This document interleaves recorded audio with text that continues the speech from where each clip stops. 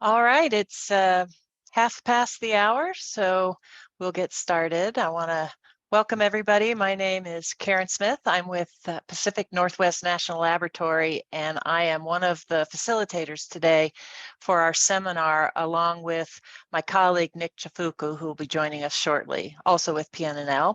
This seminar is brought to you by RemPlex, which is the Center for Remediation of Complex Sites. RemPlex is a forum that we established at Pacific Northwest National Laboratory to promote sharing knowledge and collaboration across topics related to environmental remediation. And we're going to put our link to our website in the chat, and you can please visit that site for more information. So today's seminar topic is using risk assessment to guide environmental remediation decisions. And I'm happy to say that today we are joined by Phil Agidi as a special guest facilitator. Phil works in the Radiation Protection Division at the U.S. Environmental Protection Agency. It's great to have him here today to add perspective to this topic, along with the presentations from our speakers. Phil has over 35 years experience working on issues associated with the management of naturally occurring radioactive materials, which is known by the acronym NORM, or as EPA says, TNORM. And his focus is on uranium recovery, risk assessment, and management of NORM in various industrial waste streams. So Phil, thank you very much for joining us today. For your information, we are recording the presentation, and the recording is going to be made available on the RemPlex website after the seminar, along with copies of all of the presentations you'll see today. So by staying with us, you consent to be part of our recorded event. And we will ask for quality control if you could please keep your microphone muted during the presentations. All right, so today we have a panel of 3 different speakers and presentations. There we go. The first speaker I'd like to introduce is Vicky Freedman, and she's a groundwater remediation program manager with Sealaska Technical Services and is working on the water program at Los Alamos National Laboratory site in New Mexico. And Vicky specializes in computational hydrology and vadozone hydrology with a focus on conceptual and numerical model development. Prior to joining Sealaska, Vicky spent 22 years at PNNL, and in that role was responsible for performing and managing applied research to support the soil and groundwater cleanup programs at Hanford. The next speaker I want to introduce is Amoret Bunn. She's an environmental engineer at PNNL. And Amoret has over 20 years experience in decision analysis and risk management, developing tools and applying them in a variety of applications and regulatory regimes. Her experience includes ecological and human risk assessment, part of the topic today, and contaminated soil and groundwater remediation and environmental assessment, and field-based surveys and hazard assessments. And then our third speaker is Laura Buelow, who is a Superfund project manager in the U.S. Environmental Protection Agency's Region 10 Hanford Project Office. And Laura has over 14 years experience managing a variety of both privately and federally owned Superfund sites in Washington, Oregon, and Idaho. And her site work currently includes the Hanford site, as well as a creosote site in northern Idaho and 2 phosphate mines in southeast Idaho. Highlights of her work include working with DOE to clean up soil and groundwater along the Columbia River at the Hanford site, and designing and conducting soil sampling for lead and arsenic at rural residents. So that's our roster of speakers. The seminar is going to be organized into 4 presentations, and we encourage you to submit your questions through the chat as we go. If we have time at the end of each presentation, we'll ask 1 or 2 questions, but we're also hoping to preserve a chunk of time at the end of all the presentations for open discussion. Before we jump into those presentations, Phil, I wanted to offer you an opportunity to say a few opening remarks if you have any. Well, thank you for letting me participate today. It's an honor. They don't let me out much, so it's a pleasure. Also, I have to confess I'm suffering from COVID brain, so I'm not going to speak a whole lot today. Uh, but this is such an important topic, especially on these complex sites where you have chemical as well as rad, environment, all these other things that feed into making risk-informed decision making. And these are crucial tools around the world. I work a lot with Karen internationally with the International Atomic Energy Agency on Environet, where dose assessment, of course, are crucial tools they use along with risk assessment. EPA, of course, uses the risk range and focuses on risk, where many other agencies just use dose. And the ICRP internationally, they take a situational approach. They have planned situations, existing situations, and emergency. And the IAEA follows that. And what it boils down to is for orphan sites that don't have a plan or a PRP, those are evaluated using reference bands, a range of exposures that are used for decision making, but they are not enforceable. They're not dose limits. And so only planned situations involve those. And that's what we're talking about here today. These are projects that are well on their way and they have PRPs identified. I also want to notice that I don't formally work in the Superfund program, but there are Superfund folks on the call today if any of the questions get very technical and are beyond my limits. So thank you. Well, thank you, Phil. It's great to have you here. Okay, so I'm going to turn to our presentations, and I believe I'm still showing a slide that has 3 different talk titles, but before we get into the first presentation by Vicky, as we were pulling together information for today's seminar, we decided that we would sneak in a first presentation, and Amoret, I'll let you take over the screen. She's going to present some background information on behalf of all 3 panelists to provide some context for discussions about risk assessment. So Vicky, I'm going to turn it over to you, and thank you. Okay, this is Amoret. I'm sorry, Amoret. Thank you. Thank you for that point, because I'm presenting this on behalf of my 2 other colleagues, Vicky Freedman and Laura Buelow, to just kind of come up with a primer for our discussion today. And oops, sorry, I pushed the wrong button. That happens. It's okay. So I want to see, is my screen sharing again? You're good. Yep. Okay. So let's talk a moment about what is risk, what is a risk assessment, why do we even conduct risk assessments, get into risk assessment conceptual site models, or also known maybe as a scenario for human health, and then have a short brief moment about dose versus risk. I'm going to define risk assessment for human health and the environment here. There's many different definitions of risk, and the definition that I really want us to focus on is the definition associated with health. And so we're going to define risk as the chance of harmful effects to human health or to an ecological system resulting from exposure to an environmental stressor.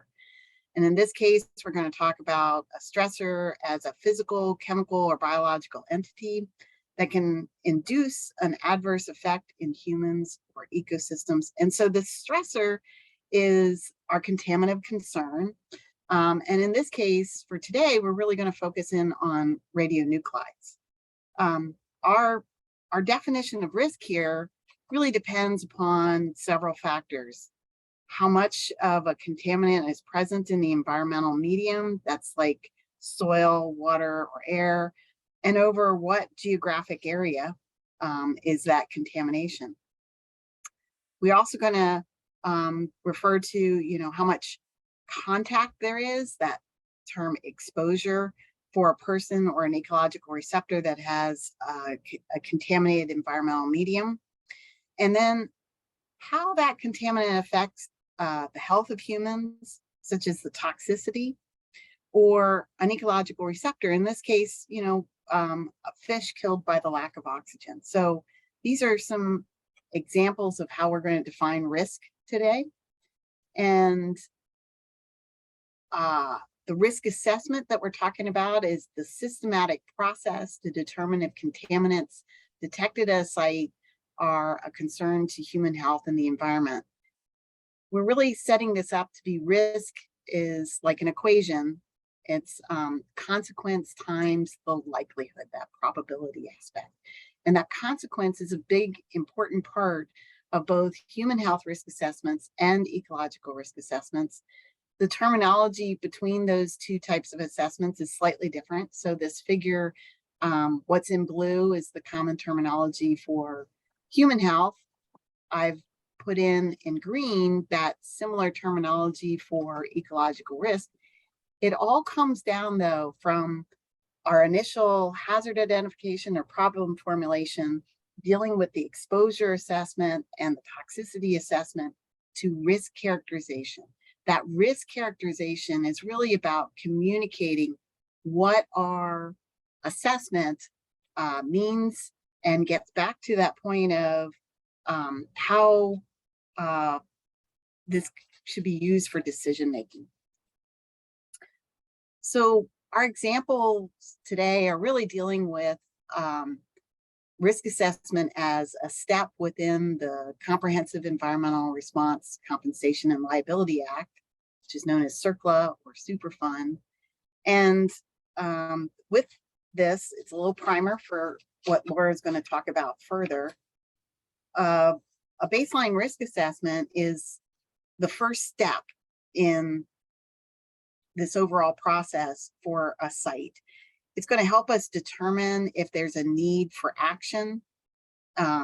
It's the basis for determining the levels of contamination that can remain on site while still adequately protecting public health, or conversely, what's that level that we have to address for our remedial actions. It's the basis for comparing potential health impacts of future site uses or different site uses of that area that's been contaminated, as well as those various remedial alternatives. And those aspects are really played out further along in the CERCLA risk assessment process. Our human health risk assessment is dependent on conceptual site models. And if you've been part of RemPlex, you've had a chance to hear a lot more about the importance of developing this conceptual site model. For human health, this is also known as a scenario. And for an ecological risk assessment, it's all about which organisms are part of the environment that we're going to assess. Our conceptual site model has to consider what's the exposure medium. That is it soil? Is it the water? Is it air? Is it all of that? We need to think about the exposures through a variety of pathways for the organisms, whether it's a human or a critter. And that's dealing with the inhalation, ingestion, and then direct exposure as well. What's on your skin? These are considerations for both the current use of the land as well as the future use of the land. And as I mentioned, for human health, we're really going to talk about this from a scenario perspective. That's the term we're going to use. And in that, we talk about exposure duration. So if it was an industrial scenario, our exposure duration is assuming that the person will be there for 26 years. Then we also have to consider the exposure frequency. And again, if we're thinking about an industrial scenario, we're thinking about a person working at that location, which would be about 8 hours a day and 260 days a year. If it was a residential, we'd expect it for all that time. But industrial and some of our other scenarios, it's more minimal than that. For an ecological risk assessment, it's not so much about exposure duration and exposure frequency in a scenario. It's about understanding the habitat and how those organisms use the habitat. It's both plants as well as animals, and it can even be microbial systems under certain circumstances. So here's a very complex example of an ecological risk assessment conceptual site model. It's from our Hanford Risk Corridor Baseline Risk Assessment, which considered both the aquatic environment and that nearshore or riparian environment. One of the things that's important about an ecological risk assessment is that we're not really looking at a scenario, we're looking at the organisms and how they use that contaminated area. So it may be an impact on an individual level, and that's particularly important if it's an endangered or threatened species. Otherwise, we're looking at community levels with multiple organisms, perhaps leading to contamination moving up a food chain. And so it becomes quite complex and equally as important to understand. So we're not going to talk too much about ecological risk, but there's differences, and yet the approaches that we're going to take are very similar for assessing radionuclides in the environment. And just for a moment, we're going to talk briefly about dose versus risk as an endpoint in a radiation risk assessment. So for radionuclides of concern, the focus is on human health effects from radiation, as I'm demonstrating in this diagram here. That radiological effect ultimately could lead to cell death or permanent changes in the DNA, or there is no effect at all. So we're talking about dose, and dose is the amount of energy absorbed by a person per unit mass. It's a biological dose or dose equivalent that we're talking about associated with the biological damage to a living tissue as a result of that radiation exposure. And we're going to talk about that biological dose in terms of REMS, or perhaps you're familiar with sieverts. We're going to try to make relationships in our presentations today to talk about both REMS and sieverts. So I've got some conversions up here. We're also going to talk about activity in of the radionuclides in our media. So we'll be talking about picocuries as well as becquerels. Overall, there are systems for conversion of dose to risk for evaluation of a regulation.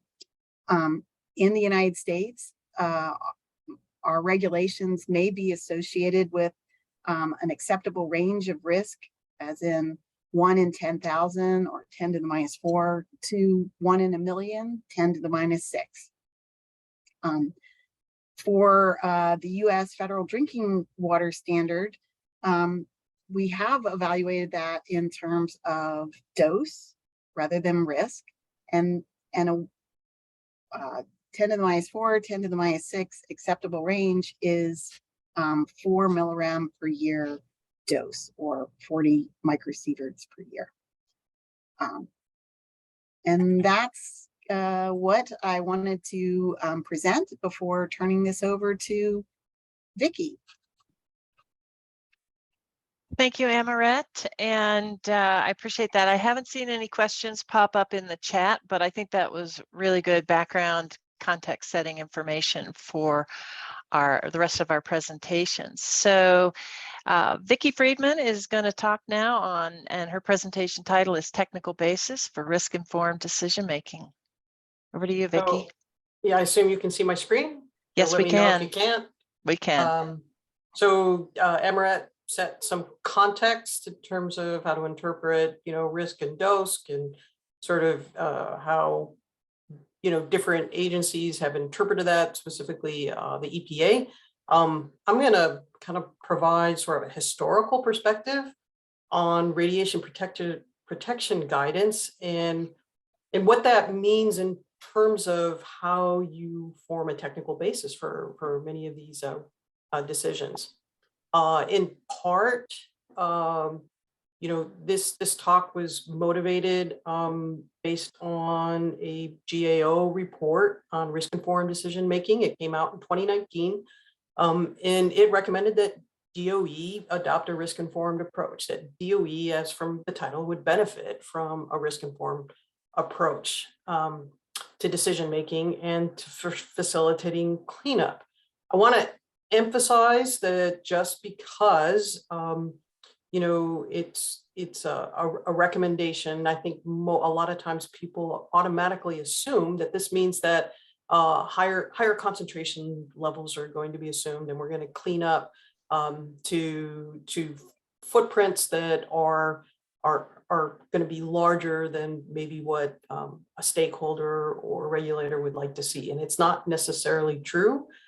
It's just an approach that's going to consider trade-offs. And it's really about using the most recent technical information in health physics to assess risks to human health and the environment.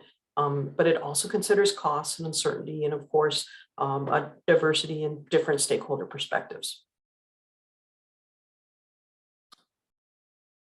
So much of the content in my presentation is actually taken from this PNNL report that you see here at right.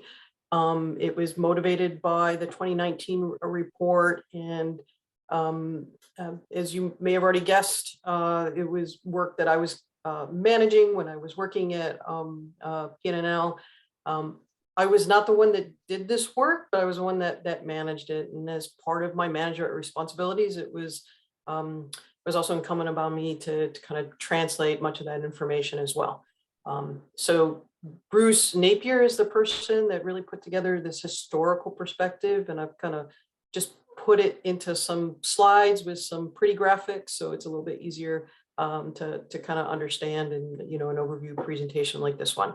And then Amoret, and the second half of this presentation, or I guess the second third of this presentation, is I think going to present some of the calculations and that were presented in this report. So as Karen, when she introduced me, I'm sure you've probably remember I'm a modeler. And so usually as a modeler, I always put an equation in every presentation I give. But this one, it wasn't really appropriate to do that. So I thought I would just give this sort of overview of groundwater risk assessment and how we carry out these assessments, because they are largely based on models, and they can be simple models like analytical solutions, but they are models nonetheless. So oftentimes, for example, a contaminant fate and transport model, like a groundwater model or a Vadosone groundwater model, might be used. And it oftentimes uses a physically based fate and transport model. And sometimes there are high computational demands associated with that if you've got a complex site. And sometimes that limits the ability to assess uncertainty because you've got, very high computational requirements. And because of those computational requirements, sometimes what is done is that more detailed model is abstracted to a less complex model that can run more efficiently, and also at the same time assess uncertainty and explore the parameter space associated with. And then you're looking at concentrations in groundwater at downstream points of compliance.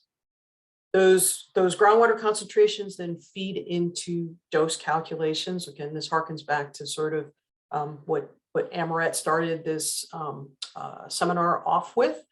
But it's identifying those concentrations, and then based on those concentrations, looking at the different exposure scenarios. And so you might have a farmer, a resident, an outdoor worker, that sort of thing, two different media. So it's not just drinking water, but what about soil, dermal contact, inhalation, that sort of thing. And so you do that oftentimes with tools that like the EPA's PRG calculator, ResRad, and GD. And then that dose gets translated to a risk estimate. Okay, those exposure scenarios are analyzed to produce guidelines for remediation and cleanup actions. And again, like Amoret said, it's really based on the risk. So what is the risk, for example, of getting cancer? Is it 1 in 10,000? or 1 in a million, and that's generally the range that's considered acceptable for carcinogens. So that report that I showed up front is really looking at low beta emitters, and that's not the focus of my talk per se. Is really more about giving this historical perspective, but I wanted to provide at least some context associated with why it's difficult to clean up some of these contaminants. Okay, a lot of them are very mobile, like iodine 129, tritium, carbon 14, and even Tech 99. But also they can be difficult to clean up because their isotopes behave exactly the same as this, as the stable isotope. And so it can be very difficult to treat tritium because, you've got stable hydrogen in water as well. So you're oftentimes trying to clean up something, but you're getting stable hydrogen or stable carbon 14 or I-129. And so I just want to emphasize that there are technology limitations that can limit what you can do in terms of cleanup. And that's part of the reason the GAO has recommended that DOE really look at sort of risk-informed decision-making. Okay, so just want to look at what the standards are and provide you some context on where the standards come from. There are different organizations out there. On the left-hand side, I presented, the ones that are with the United States. On the right-hand side, you can see those are the international organizations. There's lots of them. These are major ones. The Health Physics Society is a nonprofit scientific organization in the US, and it develops position statements, recommendations on radiation protection. The NCRP, again, a US-based nonprofit chartered by Congress in 1964. They collect and analyze and disseminate information on radiation protection. And then the ICRP is very active in terms of providing lots of guidance. It's a principal international nonprofit. It's an independent organization that provides guidance on radiation protection and really helps, keeps up-to-date information on all these standards. And then there's other international organizations as well. The IAEA, for one, Amoret and Karen have both mentioned those. There's the United Nations Scientific Committee on the Effects of Atomic Radiation as well. And so you've got lots of people, lots of well-respected organizations that are contributing to radiation protection guidance. But what happens is that different agencies are going to rely on different sources of information for technical guidance. And there's been really just a wide range of information that has been published over the last 60 years. So again, I'm going to bring us back a little bit to definitions and terms. Okay, for those of us who are in the United States, we're familiar with EPA's approach to some extent, and really the early radiation protection philosophy centered on kind of this protective threshold. Like Amoret already mentioned, it was, the risk was translated to, or the dose was translated to a risk. And the EPA apportioned that dose limit only to the drinking water pathway, right? That's what they regulate. And so it all got apportioned to the water pathway. And it's an extension of a critical organ approach. And that critical organ approach sort of treats the rad as a point source inside the body. It's just like a spherical organ. It's a simplified approach. It's suitable for hand calculations. Got to select an organ and calculate the dose associated with it. But it's a very simplified approach, and it's related to kind of the EPA approach, the threshold approach, where you're identifying a maximum permissible dose for protection. So I want to talk now about the terms effective dose equivalent and equivalent dose, because those can be very confusing. An effective dose equivalent means that different organs have different sensitivities to different types of radiation. And this knowledge has been used to develop the concept of an effective dose or an effective dose equivalent. It uses sophisticated models, health physics models, for radionuclide retention and distribution, and even sort of these crossfire, applications where you're, including sort of organ-specific risks and weighting factors, that sort of thing. And so, I think I've got an alarm going off. I'm gonna just close the door real quick. And so that information, the equivalent dose information, actually feeds into effective dose equivalent. It's sort of the absorbed radiation multiplied by this radiation weighting factor. And so it's really accounting for sort of relative biological effects of different types of ionizing radiation, and then it feeds into the effective dose equivalent, where it's using this weighted approach that's equivalent to whole body irradiation. So what I put together here is I have a couple of slides that are pretty busy, but it's really looking at sort of an overview of all of the publications that select publications that have been published over this last 60 years that I've already referenced. We start with the ICRP publication 2, which is that basis for both EPA and NRC regulations, that 4 millirem per year for drinking water only, and it uses this critical organ or total body approach. It's published in 1960. The National Bureau of Standards Handbook 69, published in 1963, is also provides this initial basis for dose conversion factors for ingested radioactivity, and those sort of go hand in hand. In 1976, the EPA established the drinking water standard for all public water supplies, and it was based on that 1960-63 guidance. And then in 1977, there was the concept of the effective dose that was supplanted by this sort of maximum sort of permissible body burden. And then this was followed up by an ICRP publication, number 30, where which is now the basis for the NRC, incorporating this dose per unit intake, published across multiple volumes.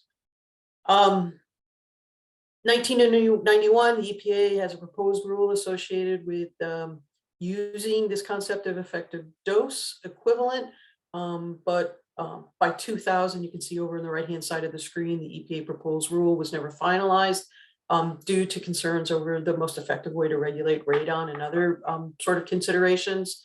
But you can see that, there are, as time has passed, there has been additional information that has been published, that has been updated, and providing additional information in terms of weighting factors and improved health physics information.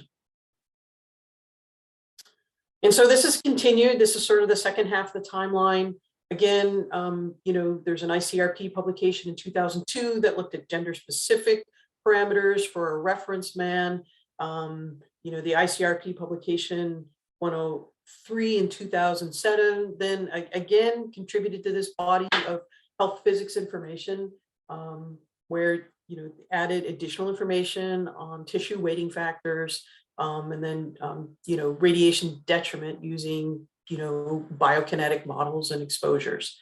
The EPA Blue Book was published in 2011. The EPA Blue Book is supposed to be, it will serve as a technical basis for any modifications in terms of drinking water standards going forward. The IAEA has published radiation protection in 2014, again, largely based on ICRP publication 103. And then there is an occupational intakes of radionuclides that was published in 2015. And part 5 is still not available, it's still in preparation. And then again, there's a Federal Guidance Report 15 that's incorporating many updates. And so you can see, again, lots of different authors, organizations, all contributing to this large body of health physics information to help us determine what an appropriate standard would be. So you've got all those different organizations writing guidances and providing health physics information to support the technical basis for identifying, doses that are protective. And then you have the regulation, at least in the United States, of radiation exposure is also divided. So you've got the NRC, the EPA, OSHA, DOE are providing oversight for exposure standards for the public and for workers. You've got the NRC and the US FDA as the primary regulatory authority over the use of ionizing radiation in medicine. The Department of Transportation has oversight for transportation of radionuclides. And then you have federal and state laws that may, state laws that may be more restrictive, right? States can regulate independently of federal guidance with even more conservative protections in place. And then, like I said, you've got critical organ, total body effective dose, and then you have, the opportunity for a risk-based approach or risk-informed evaluation. And then you've got all of these different publications out there, and you can see why sometimes it's very difficult to identify what the most appropriate information would be to make these decisions. So as I've already mentioned, in terms of the EPA, the federal drinking water standards here in the United States, the technical basis is that ICRP2 publication in concert with the methodology that was published in the National Handbook of Standards 69, and it's based on the 4 millirem per year most sensitive critical organ from ingestion of drinking water. And again, that's a risk that's associated with 10 to the -4 to 10 to the -6. The concentration limits were established, in 1976, as I showed in that timeline, becoming effective in 1977, and the public dose then was set to a fraction of the worker dose because of the potential for sort of enhanced, impacts to more sensitive populations like the children or elderly. Again, it's a critical organ approach. It's just based on the organ that's most sensitive, receiving the highest dose. So it's a point source. And then there was this intent by the EPA to review this limit, within 2 to 3 years of its publication, to ensure that the MCL reflected the best available science. But those reviews or changes to the standards have not yet been implemented to date. So Hey, Vicky, we've had, you're at 15 minutes, a little over. Mm-hmm. Okay, so we have method updates, based on ICRP, and other organizations. We have the use of an effective dose. We've got organ specificity in terms of increased knowledge in the body following ingestion or inhalation. And then we have biokinetic models. So these refinements in these models have led to kind of improvements in dosimetry and time factors. And so that information is increasing. And then we also have, different technical bases for these exposure limits. The EPA is based on this 4 millirem per year. The ICRP publications 26 and 30 from the 1970s is associated, is now used with the NRC.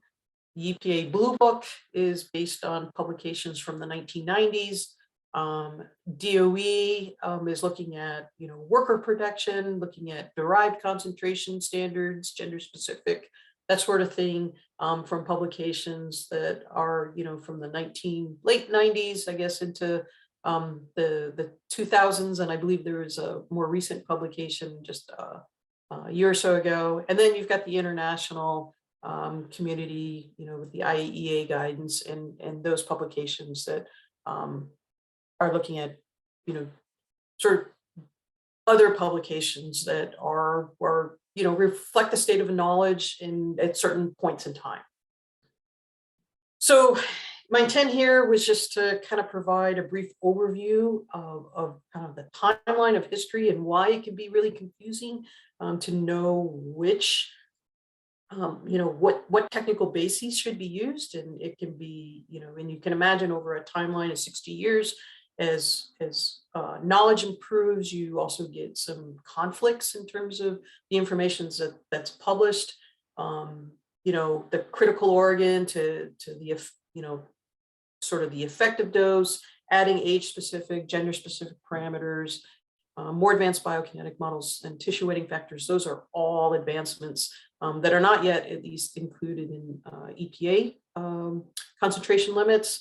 And I want to emphasize again, like I said at the beginning, that risk-based concentration limits, if you look at the risk only, it can include other exposure pathways, not just drinking water.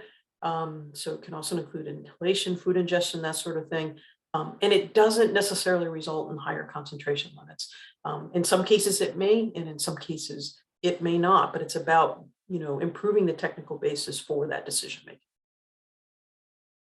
And so I think I can boast more references than any of my my colleagues who are speaking today. But I'd like to thank you for your time. Thank you, Vicky. Phil, did you have something you wanted to add here? I just wanted to thank her for a great presentation, but just to add a little bit more context, the reason that the 1977 ICRP 26 and 30 approach was adopted was because of what we call stochastic risks. We cannot model these things and get them down to near background and environmental levels. We don't have the ability to do that because we don't have control groups that would be large enough. But the main thing that was real important when we went from dose equivalent to effective dose was we were now averaging over the organs, and we were being able to use the stochastic risks, the science coming out of particularly Oak Ridge National Laboratory, working with the ICRP. Some of our EPA compatriots are on those committees, and we are in the process actually of updating FGR 13.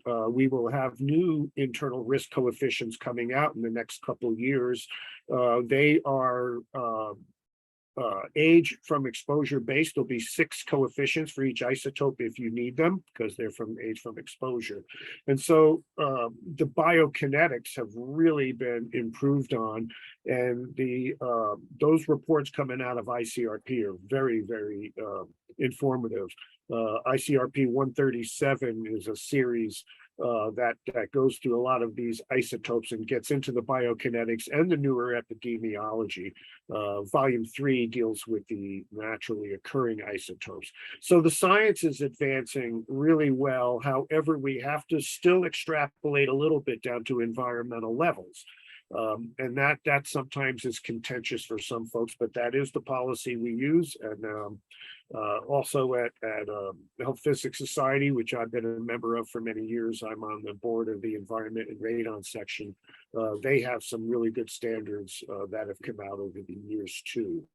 So we're looking forward to more updates continuing here as time goes on. And one other caveat for the Safe Drinking Water Act: unfortunately, we're stuck with those National Bureau standards because there's an anti-backslide rule that was put in by Congress.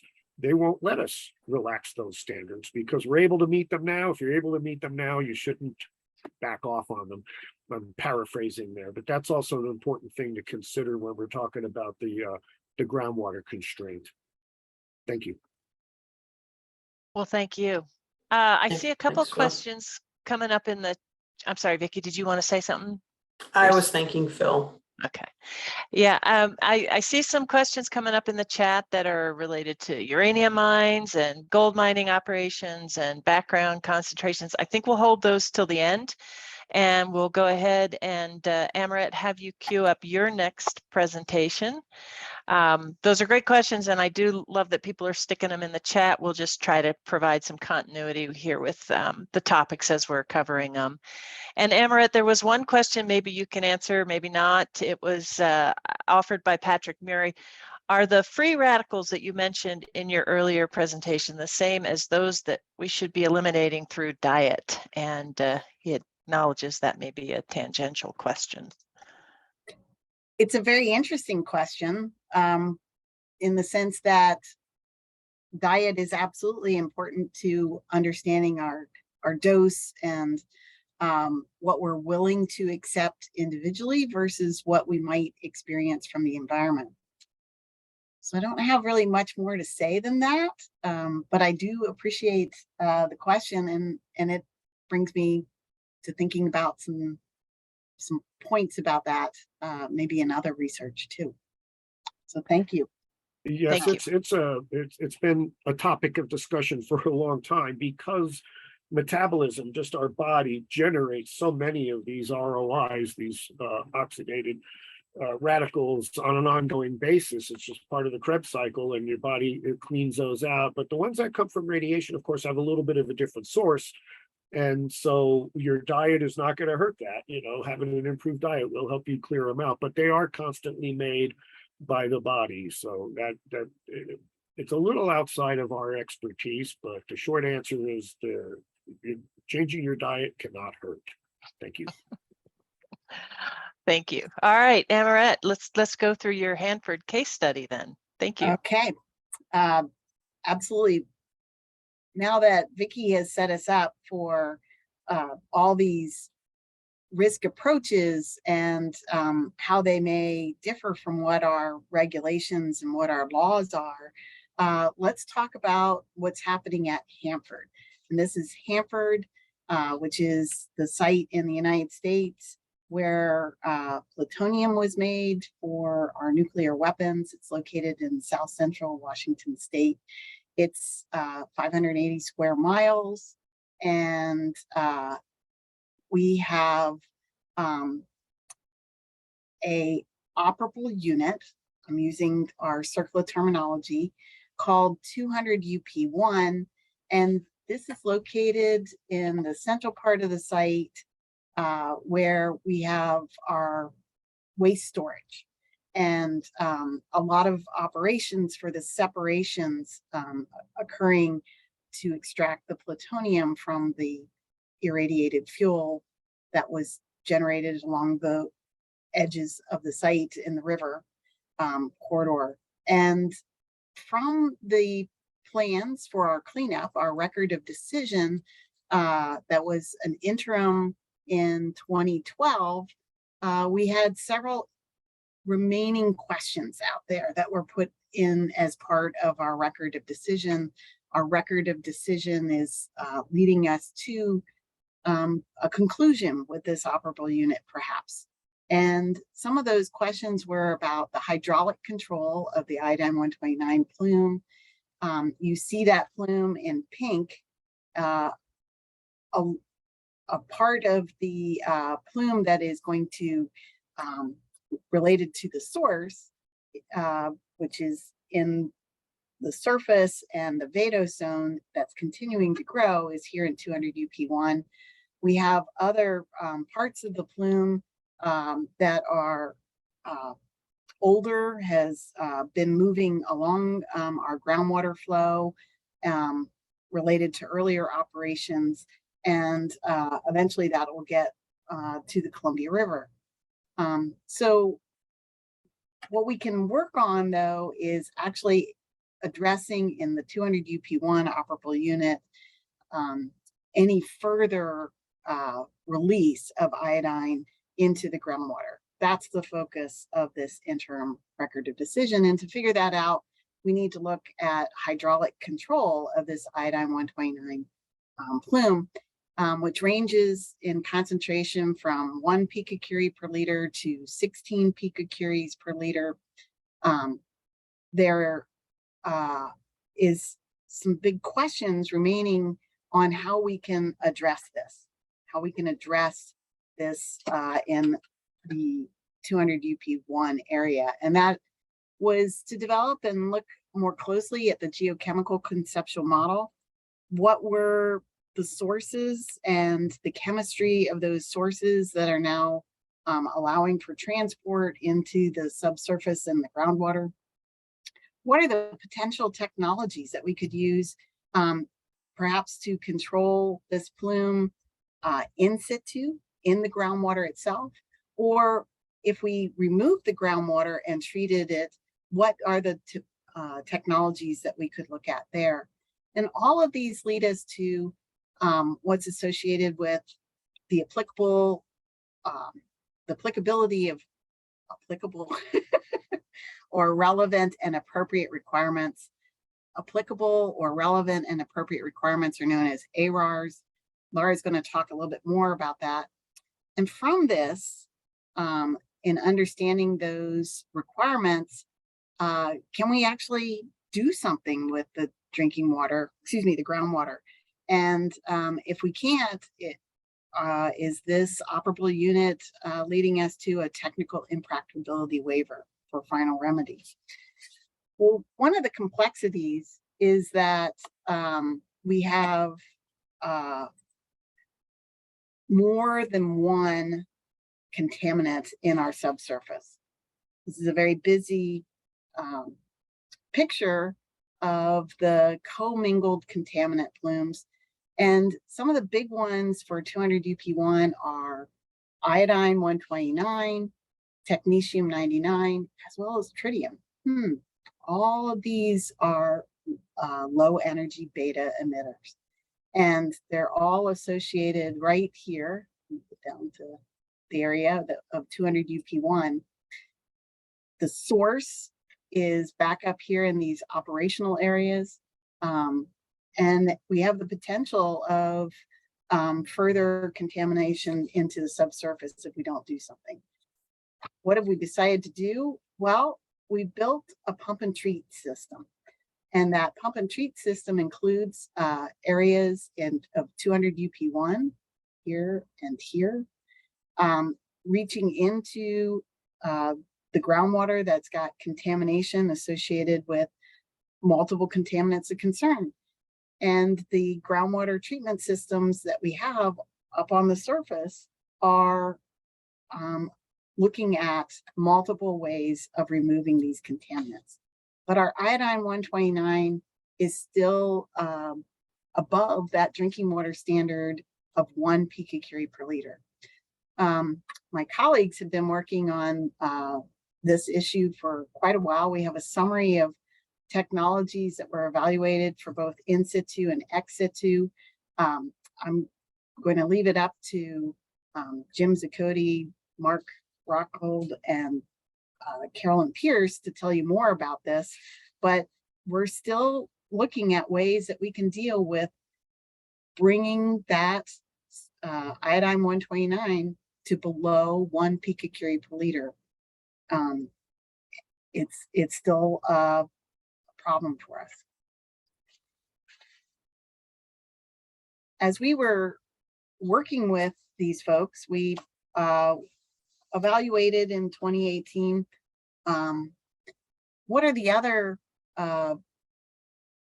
low energy beta emitters that are on the Hanford site. If we're going to look more closely at iodine 129, technetium 99, and tritium, are there some other ones that we should consider? And sure enough, along the river is some contaminants that have reached groundwater, including carbon-14 and chlorine-36. The source of all 5 of these low energy beta emitters is different. But overall, we're still dealing with the kinds of regulations and the approaches for evaluating dose that Vicky brought up previously. So let's get into that a little further. These 5 beta emitters have some similar characteristics and some different characteristics. They range over incredible years associated with the half-lives of these contain 5 low energy beta emitters. Tritium is 12.3, but the half-life of iodine-129 is almost 15.7 million years. So we can't depend upon waiting this out for all of these solutions for these low energy beta emitters. The drinking water standard also ranges over several orders of magnitude, with iodine-129 being 1 picocurie per liter and tritium being 20,000 picocuries per liter. This is all related to the 4 millirem per year dose. All these values work out to be 4 millirem per year dose. The concentrations are also quite variable across our Hanford site, within plumes that range from the central part of the site out further and even along the river. And from this, we're also concerned about the mobility, because the mobility of these low energy betas is directly related to the magnitude of our problem that we've got to address. It also will have quite a bit of a difference on the technology that we can use to remove them. And our low energy betas range from medium to high in mobility.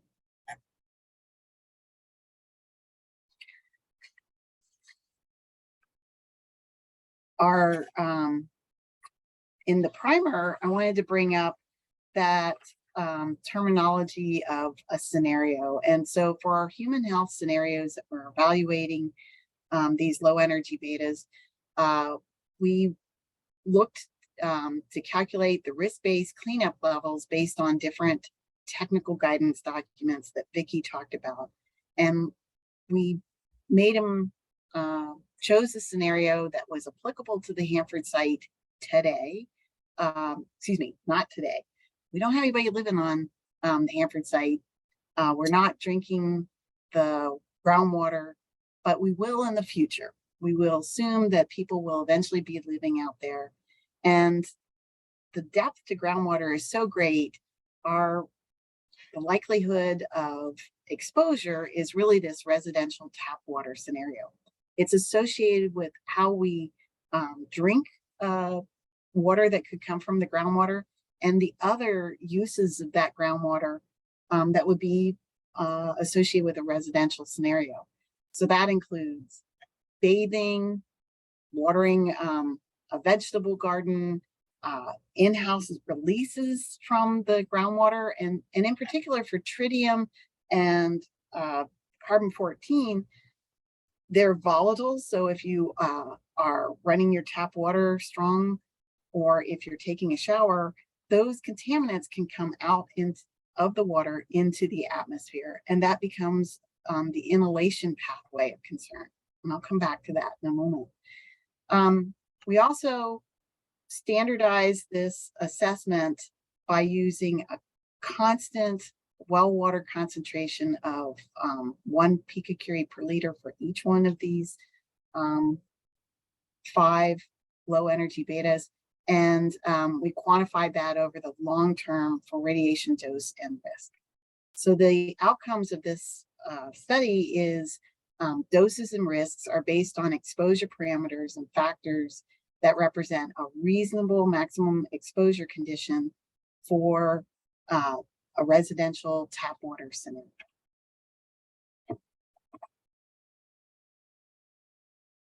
I'm going to turn this off.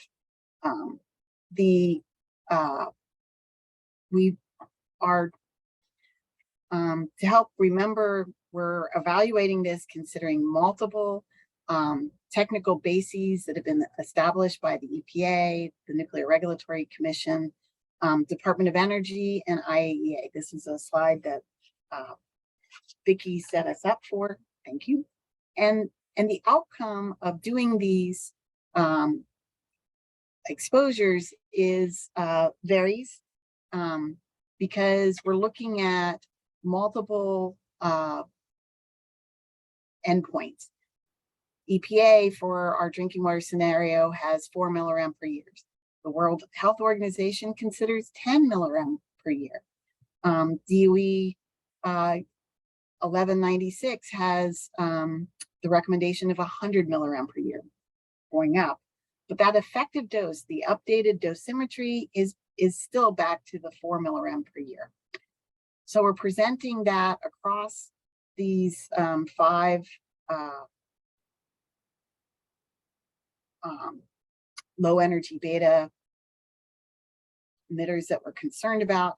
And you can see, following these different regulations, we wind up with very different outcomes of what that activity would be for that low energy beta in water. And this affects our choice of outcomes. We also know that through these different calculations, that scenario winds up addressing the pathway, the exposure pathway, in a different manner. So for these 5 low energy betas, the way in which our body interacts with them differs. The way in which this scenario could release these contaminants into our bodies through a tap water scenario varies. And so here we're showing blue is the contribution from drinking water to our dose. Red is the garden crop ingestion, and green is inhalation. So each one of these low energy betas has an effect towards dose that's based on that way in which a human would be exposed to these that particular contaminant. Amoret, you're at 15 minutes, just a little over. Okay, thank you. And so in these assessments, we really do need to understand the dose and how we're making those assessments. What is the code that we're using to address that? Following these different approaches established by EPA, NRC, and such, you do wind up with quite different exposures from that organ critical dose level, which is represented in these pictures by O, and then T is our total body dose. So for some of these low energy betas, the way in which we're exposed to it, we have very similar values for, say, tritium, but for our organ critical dose and the total body dose, it's quite different for others, such as iodine. And as a result, the difference between the critical organ and the total body approach is significantly different. It's over 800 times difference for iodine 129. Technetium 99 is pretty significant at over 100, but for tritium, they're pretty much the same. This is going to make a difference for us in what we choose for our endpoint that we're going to achieve. Again, if we look at this from how the outcome of that residential tap water scenario in calculating our effective dose, it varies as well for our 5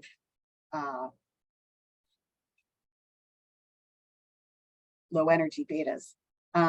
And for something as odd as chlorine 36, not very common, there in some cases no information available for those dose factors. So in this evaluation, we looked at the effective dose and our ability for understanding how we need to set what our cleanup standard's going to be based on dose. We further looked at these different approaches set up by the health effects assessment summary table and the slope factors available from inhalation, ingestion, and external exposure. And then how that's been addressed by the Federal Guidance Report 13. And you start to get some variations about these this information as well. For For the adults, it's pretty much the same, but then to look at FRG 13 for a lifetime dose, it's quite a bit different.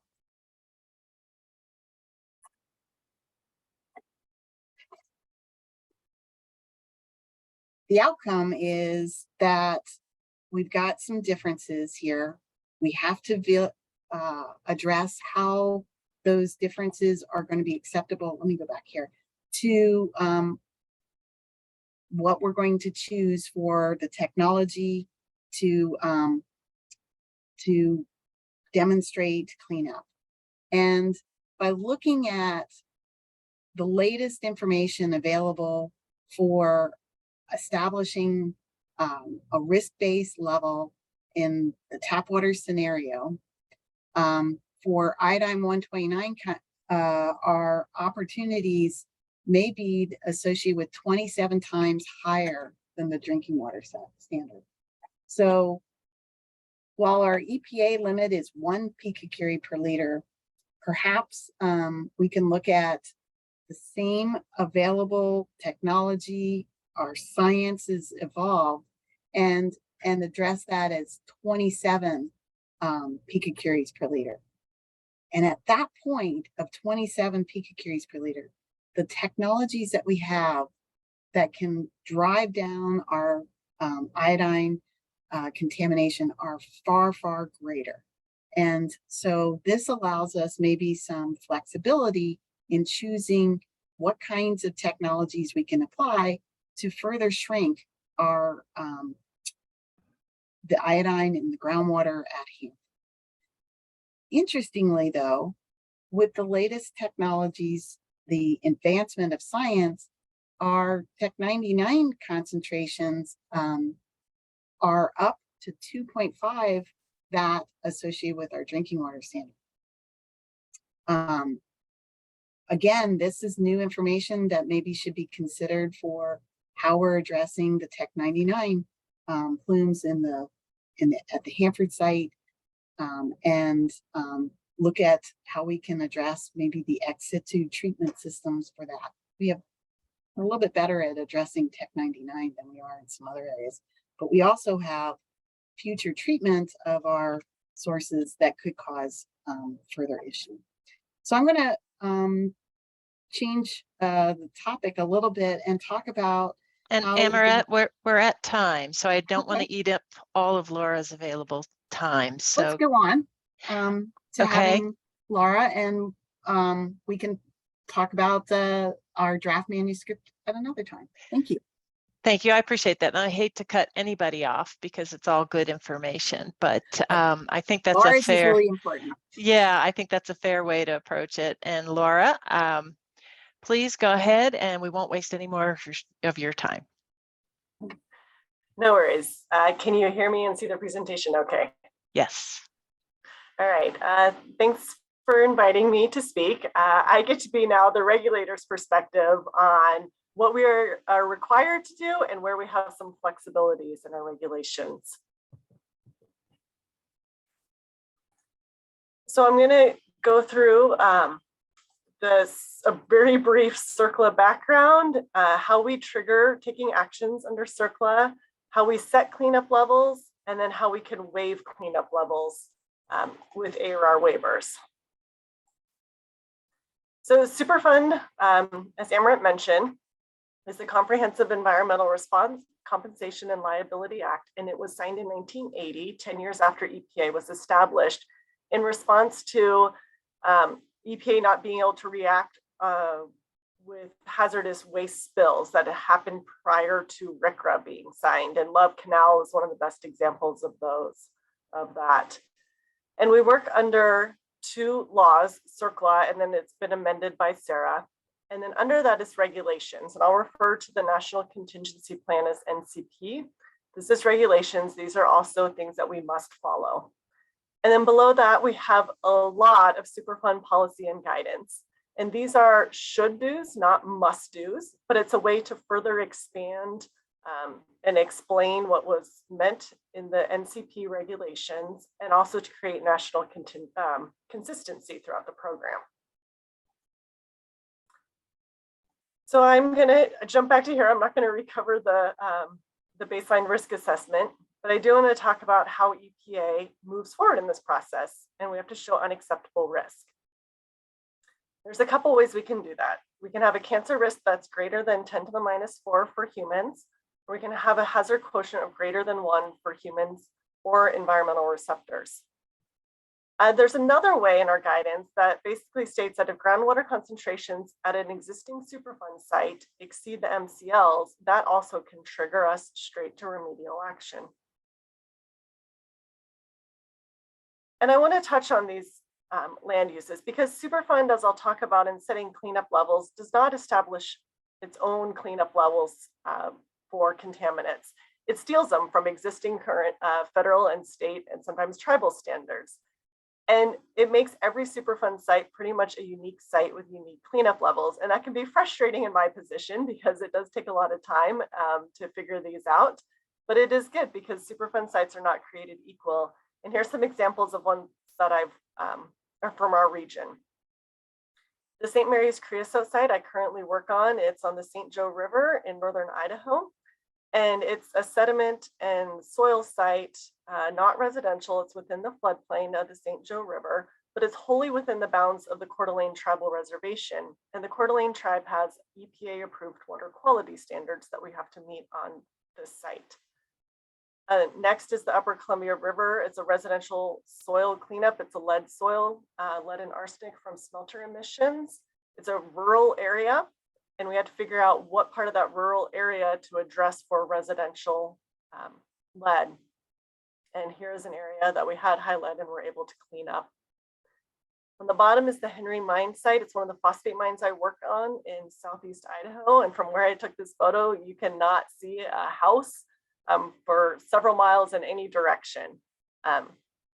We have some cattle out there. We've got other ecological receptors. It's mostly privately owned mining land and state land, but there's 40 acres of federally owned Bureau of Land Management land. And that is open and unclaimed land for the Shoshone-Bannock that have usual and custom hunting and fishing rights, the tribe. So those 40 acres out of this whole site are looked at slightly different because the tribe can use those for hunting and gathering. The lower Duwamish waterway I've not worked on, but is an industrialized river that you can see here, and that in a very urban area, but you still have people eating the fish out of that river. So all these sites, this is just 4 different sites in our region. There's an infinite number of examples of different receptors, different scenarios. But when we look at groundwater, this is where there's not exactly as much flexibility from EPA's perspective. So CERCLA addresses groundwater, the NCP does, and this is just 2 out of many or a handful more from the NCP that address groundwater. And it says that EPA expects to return usable groundwaters with beneficial uses wherever practicable within a time frame that is reasonable, given the particular circumstances of the site. Well, that sounds like it has some flexibility, but we're going to talk about that. It says when it's beneficial use is not practicable, then you have to prevent further migration of the plume and prevent exposure to the contaminated groundwater and evaluate further risk reduction.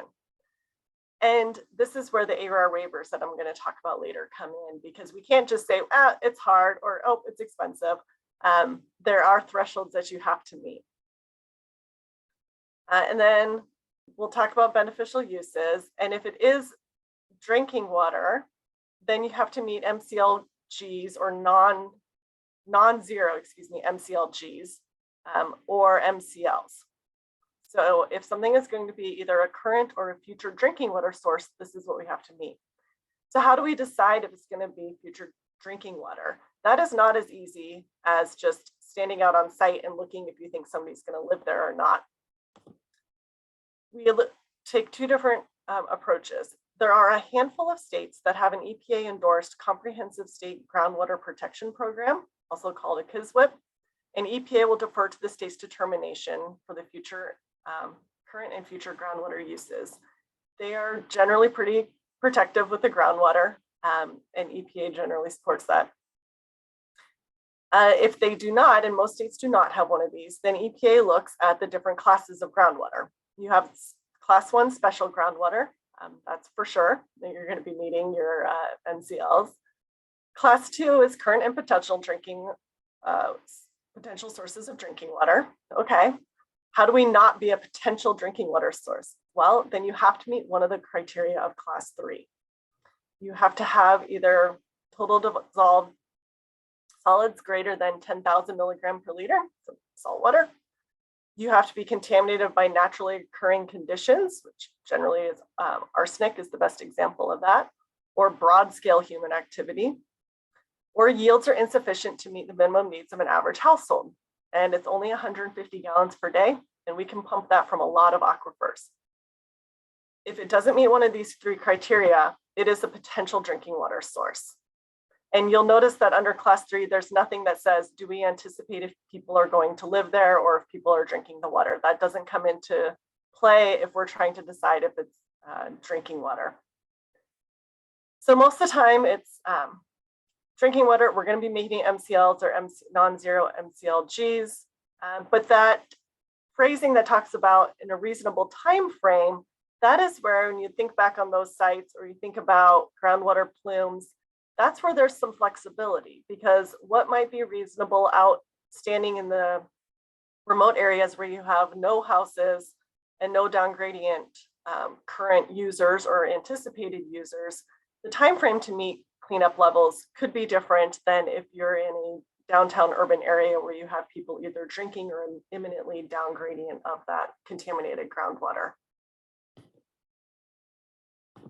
So how do we set these cleanup levels?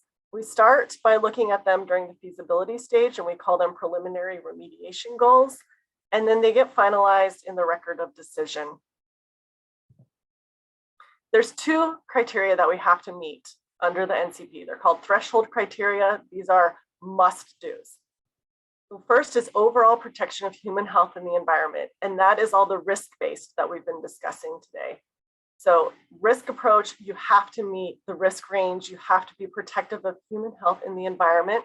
And this is where like multiple contaminants can actually drive cleanup levels below the MCLs.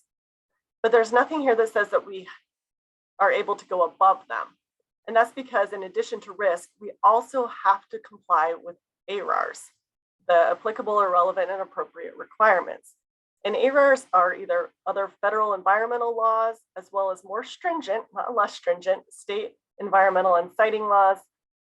Sometimes, as I mentioned, tribal laws as well, tribal standards. Unless we invoke an ARAR waiver, and I will discuss those. So here's what is kind of in a picture of the things that we put together to go into the cleanup levels and requirements of a record of decision. We have risk-based concentrations, and if they are more stringent than the ARARs, then we use those as the set cleanup levels. And then we bring in all of these other federal and state laws, and they can be used to set cleanup levels. They can also be used to set how we conduct the cleanup work.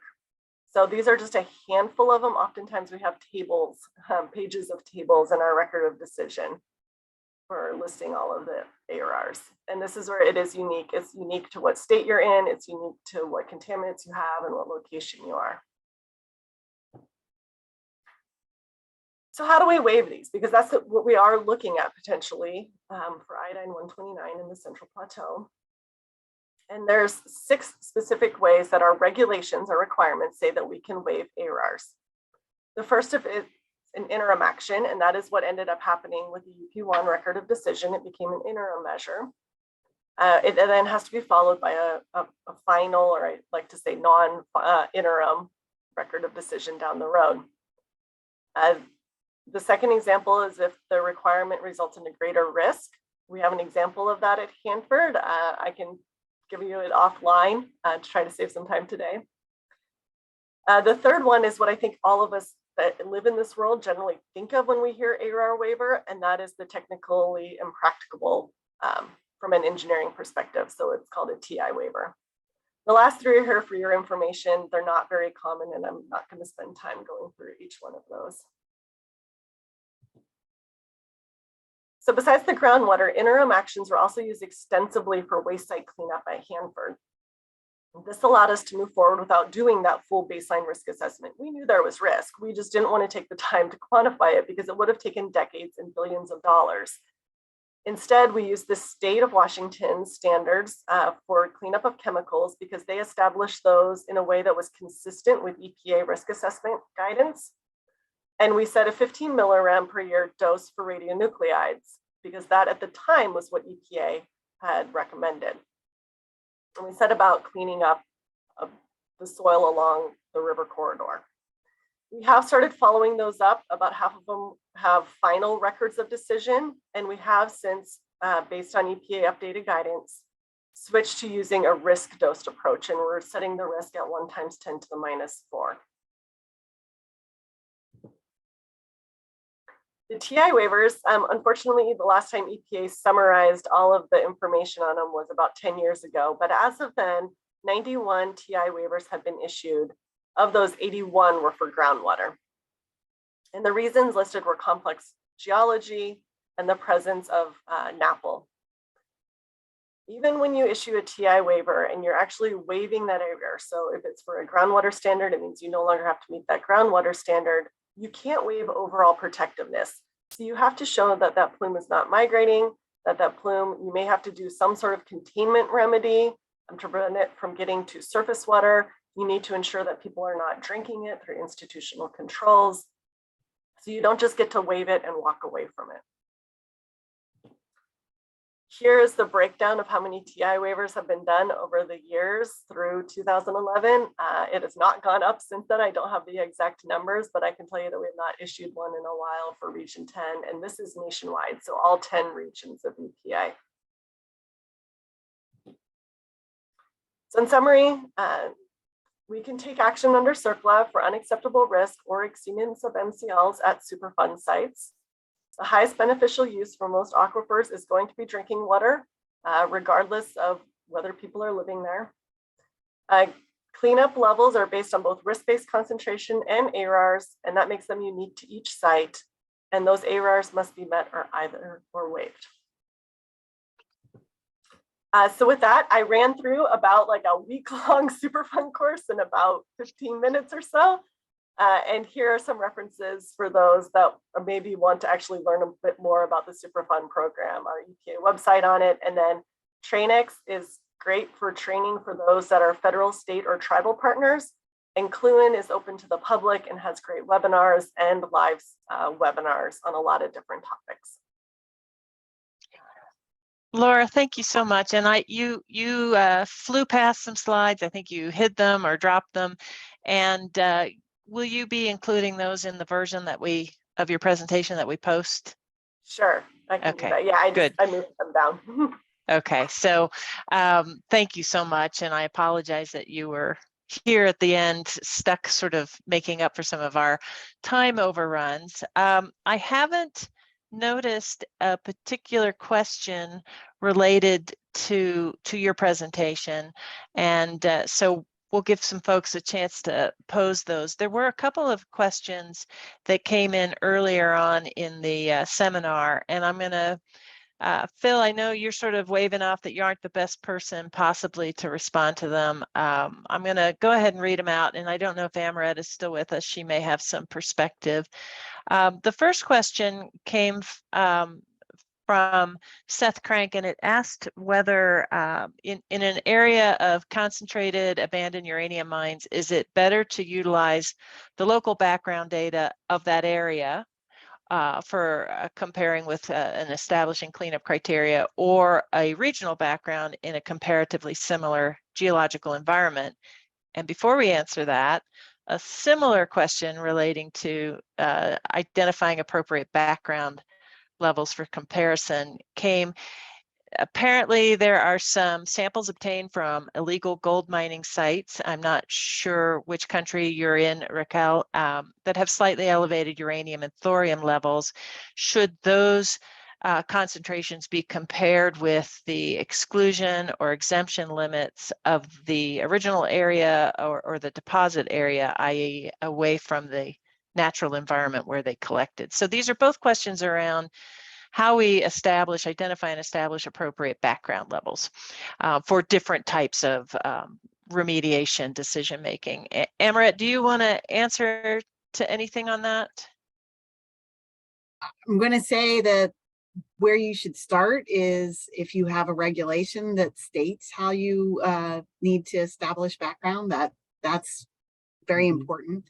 The different approaches that you're bringing up here do represent different approaches that are taken in the United States that may be dependent upon state approaches versus federal.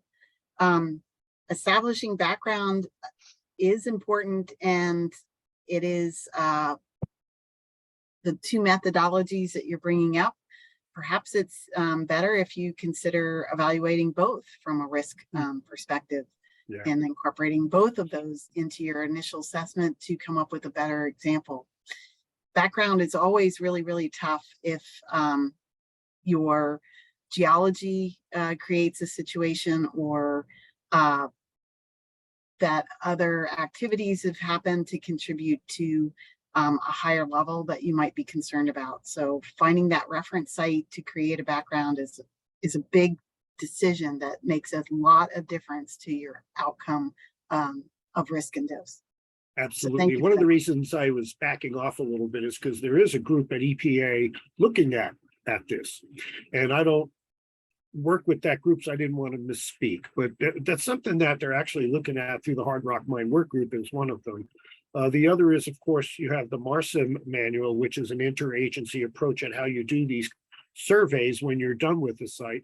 And it suggests that you establish a local background for each type of geology, and that can get a little front heavy, but it'll help you if you go to litigation, for example. So that's why I was a little hesitant, especially now internationally. Again, you have all the other things that come into play there. One of them is the IAEA exempts naturally occurring radionuclides below 1 becquerel per gram or 1 millisievert per year. So they just exclude them. And of course, that may not be consistent here with the risk range. And so I don't recommend that be applied in the States because it probably won't go too far. Thank you. Thank you both. I put the link to the EPA site on MARSIM, and you can access the various guidance documents there that Phil was just referring to. And Raquel, thank you for clarifying your illegal gold mine sites are in Brazil. So yes, and I have a question that it's pretty open-ended and probably pretty hard to answer, and that's okay. We only have 3 minutes. So and before I'll just go ahead and ask it. I just wanted to say that I'm really curious on how we communicate about these types of risk-based decisions to stakeholders. And if any of you have any particular perspective, these are challenging topics for stakeholders to feel comfortable with, and yet they really need to be on board with decisions about facilities and sites that are impacting them directly. So are there any thoughts or insights on how we can do a good job of conveying this information to stakeholders?